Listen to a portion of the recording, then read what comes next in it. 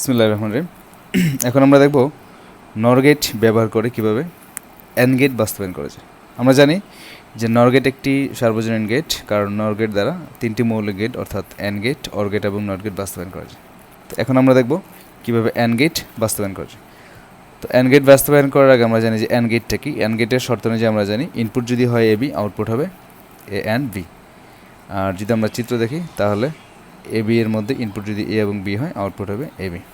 এটা আমাদের অ্যান্ড গেটের চিত্র। এবার আমরা আসি নর গেট ব্যবহার করে আমরা অ্যান্ড গেট বাস্তবায়ন করব। তো নর গেট ব্যবহার করার ক্ষেত্রে আমরা অ্যান্ড গেটের আউটপুট জানি, এ এবং বি হচ্ছে অ্যান্ড গেটের আউটপুট। আর নর গেট দিয়ে যদি আমরা বাস্তবায়ন করি সেক্ষেত্রে আমাদের এই নর গেট দিয়ে বাস্তবায়ন করার মূল বিষয় হচ্ছে এখানে হচ্ছে অ্যান্ড থাকা যাবে না। তো অ্যান্ডকে যদি আমরা উঠাতে চাই, অর্থাৎ এ অ্যান্ড বি যদি আমরা এই অ্যান্ডটা উঠাতে চাই, তাহলে এখানে অবশ্যই আমাদের কি ডিমর্গান করতে হবে। অর্থাৎ ডিমর্গানের সূত্র নেওয়ার জন্য আমাদের এ অ্যান্ড বি এর উপর একটা নট দিতে হবে।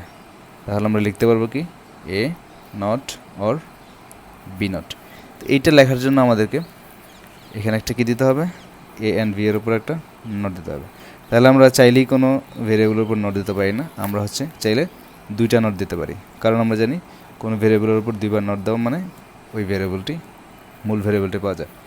তাহলে আমাদের এবার আমরা এই দুইটা নটের মধ্যে এই যে দ্বিতীয় যে নটটা, এটা দিয়ে আমরা ডিমর্গান করব।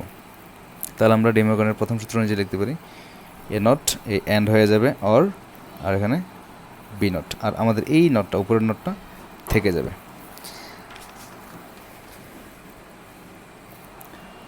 উপরের নটটা থেকে যাবে। এখন আমরা এটাকে আমরা সার্কিট ডিজাইনে আমরা দেখব।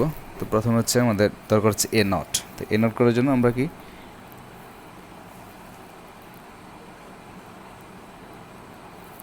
যেহেতু আমাদের এ নট, অর্থাৎ এখানে ইনপুট দুই জায়গায় আমার এ থাকবে, প্রথম ইনপুট এবং দ্বিতীয় ইনপুট দুই জায়গায় থাকবে আমার এ, এবং আউটপুট হবে আমার এ নট।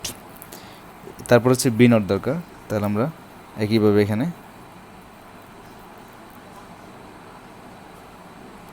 বি যেহেতু সিঙ্গেল ভেরিয়েবল, তাহলে আমরা দুই জায়গায় দেবো বিকে, এখানে আউটপুট আসবে আমাদের কি বি নট।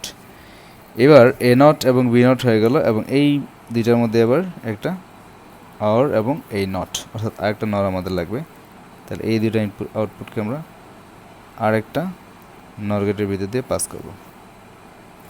তাহলে আমাদের ইনপুট কী ছিল এ নট প্লাস, আর এখানে কি বি নট, আর এই নটের জন্য একটা নট।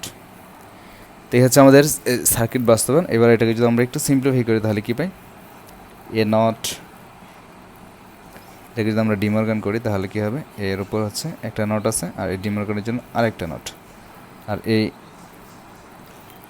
অর হয়ে যাবে অ্যান্ড, আর বি এর উপর একটা নট, আর সূত্রের জন্য আরেকটা নট। তারপর লেখা হচ্ছে এ। আমরা জানি যে কোনো ভেরিয়েবল দিবে নট দিলে সেই মূল ভেরিয়েবলটি চলে আসে। তারপর এখানে হচ্ছে বি। এখন যদি আমরা দেখি যে আমাদের ইনপুট ছিল এ এবং বি, এবং আউটপুট হচ্ছে এ বি। এই ইনপুট এবং আউটপুট থেকে আমরা বলতে পারি যে এটি হচ্ছে একটি অ্যান্ড গেট, কিন্তু এখানে আমরা কোথাও অ্যান্ড গেট ব্যবহার করিনি।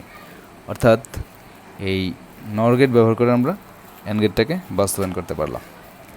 তো এই ছিল আমাদের আজকের কাজটুকু, অর্থাৎ নর গেট ব্যবহার করে কীভাবে আমরা অ্যান্ড গেট বাস্তবায়ন করব। তো আশা করি তোমরা শুরু থেকে শেষ পর্যন্ত পুরো সমস্যাটি বুঝতে পেরেছ। এই ছিল। আসসালামু আলাইকুম।